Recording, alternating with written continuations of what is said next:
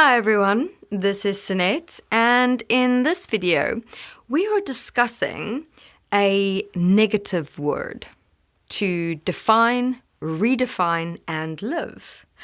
Now, many may be wondering, but how on earth can you define, redefine, and live a negative word or an emotional word or what one would perceive as a bad word, a not so nice word? You know, those words that you actually just want to stay away from, not necessarily even have to confront or look at or deal with. For example, and here I'm going to share with you a personal journey that I had walked in the beginning of my process, and it had to do with the word conflict. Now, conflict, I did not want to have conflict be part of my inner world or my outer world. I was afraid of conflict, very fearful of it. So here, the context of conflict we're having a look at is the fear of conflict. Interestingly enough, I sometimes joke with myself now in the sense that I feared conflict with other people because I had enough conflict to deal with inside myself. And, so I was already so conflictual within me, my own thoughts and emotions and experiences, that I just kind of tried to protect myself in that way of, you know what, no conflict in my outside world, please. But the fact is, it is quite interesting that we fear conflict in our outside world, but yet we are some of the most conflictual beings in our inner worlds. So that's also in itself, a point for everyone to look at and explore. But, obviously, yes, the dimensions and dynamics and relationships of the inner conflict and the outer conflict are very different. But still, it comes down to it being conflict. So, then you kind of have to ask yourself, but then what is it then exactly about the outer conflict, about fearing conflict in my relationship with others, that is almost so much more, to the extent where I will do anything and everything to avoid it? But inner conflict, we just accept and allow without question. So for me, interestingly enough, in my fear of conflict, all I did was please everyone. I was really this nice, goody two-shoes, always on her place, getting to know exactly what people like and what they don't like. And if I kind of don't know, I go just overboard nice. Just smile and be happy and be perfect. And when you hear that voice raise or the eyes squint in a certain way, well, you just see how that person starts walking into a place that's me done. I don't even come close. I use my very soft, mousy voice, just doing things in the background, moving stuff, making sure that whatever that person is going through does not come my way at all. Even though most of the time I knew that the conflict moments had nothing to do with me, I would, for some bizarre reason, make it about me.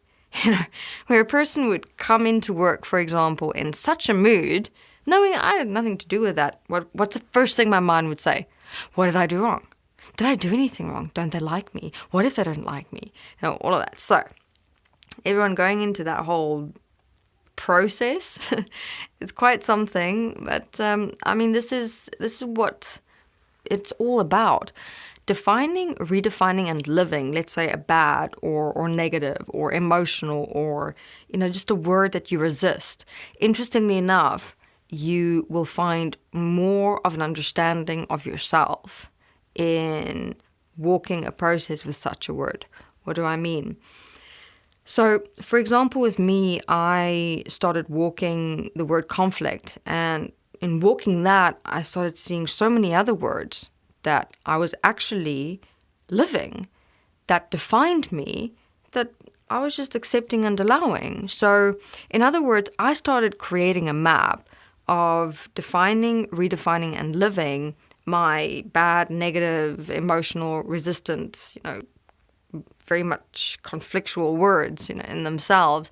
Mapping it out meaning I would look at myself in wherever in my life or my relationships with others would I go through a negative experience, just a sense of feeling really bad or limited or inferior or restricted or constricted, where I just felt less, like just not wholly or completely or fully comfortably me.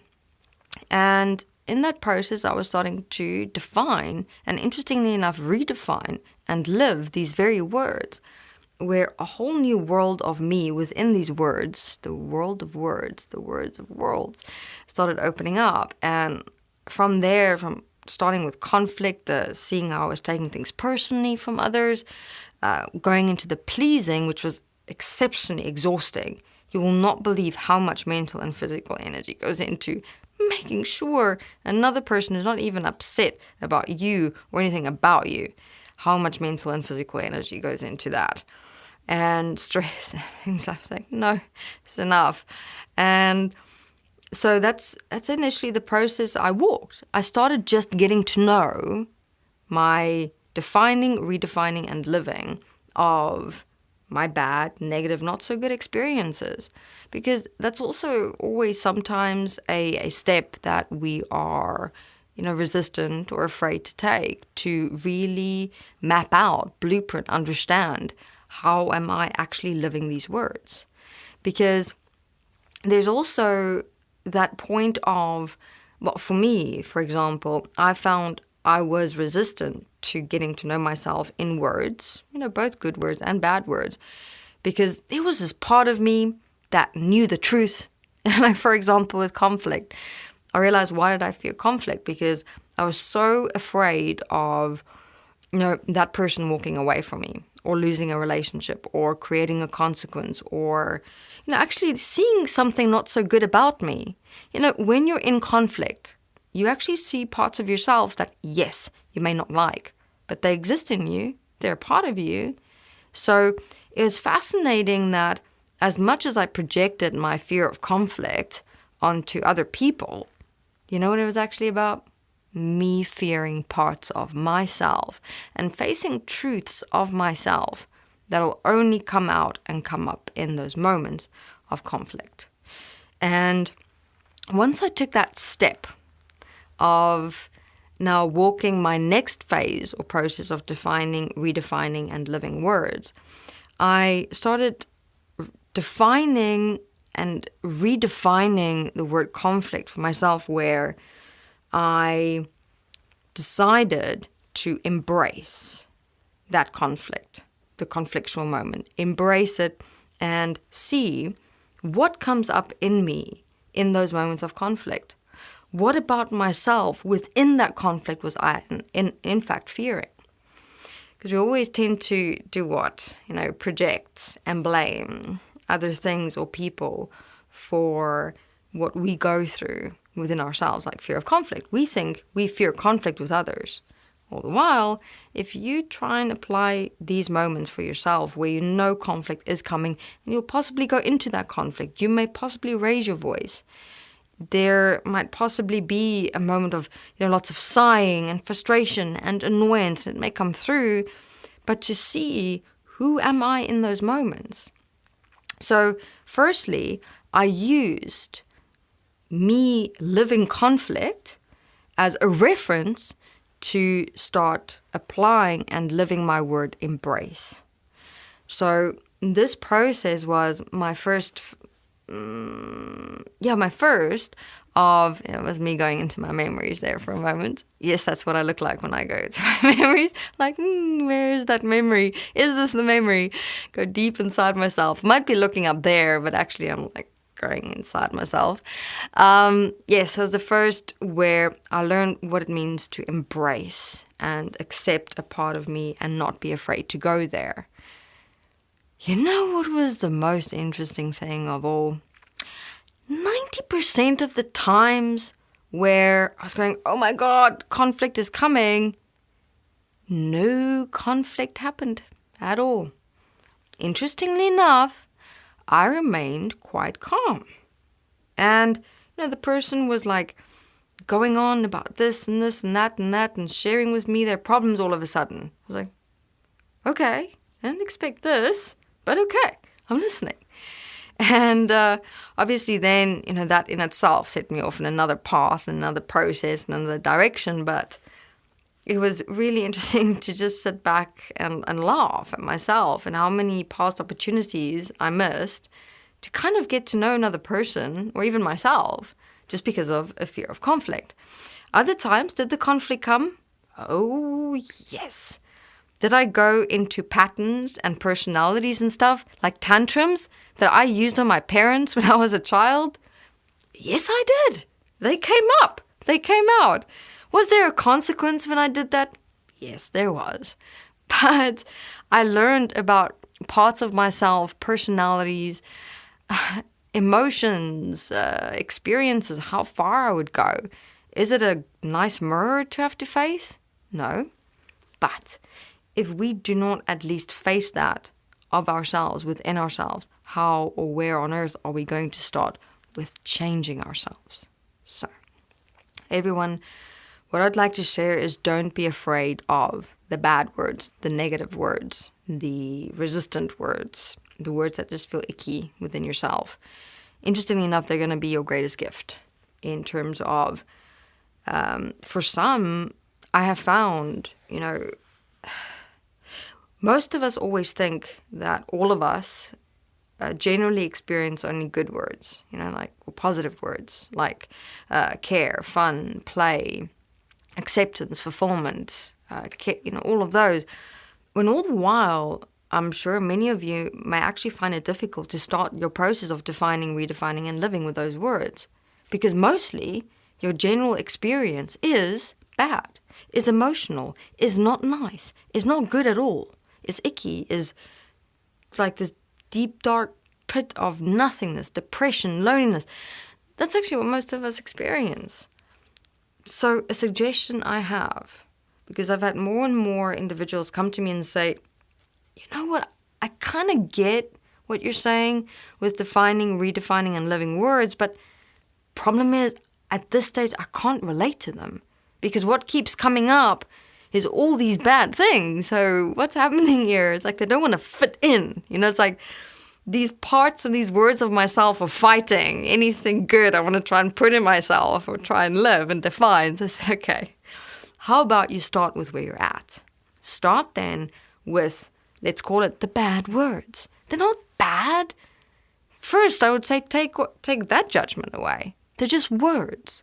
And they are reflecting, yes, who you are in those words right now. But does that mean that that's who you got to be and how you got to live? No. So in this video, I suggest, every now and then, I will walk a video process of what we would term or define a bad word or a negative word and walk it with me.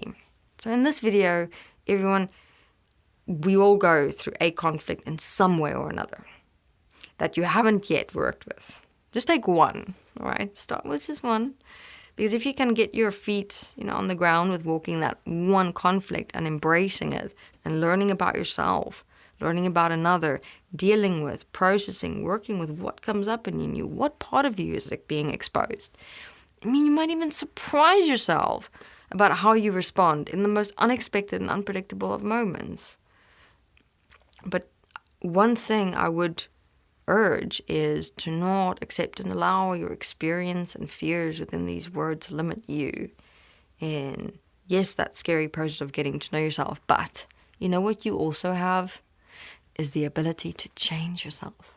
So if you see a part of yourself that you're not or do not want to accept and allow anymore, you've got the power of words and the process of words and your decision to change. All you do is you let that go, start having a look at what word do I rather want to be and live, to be proud of me in how I respond and behave in particular specific moments. All right, everyone. So let's take this word together, shall we? And we're also going to find that there's various different kinds of conflict that we can still work through and work with and redefine and live. So let's take the words conflict change it to embracing that conflict, embracing that part of you, starting to learn what it means to live the word embrace, embracing you. See what opens up and how you can learn so much more about yourself and others. Thank you very much.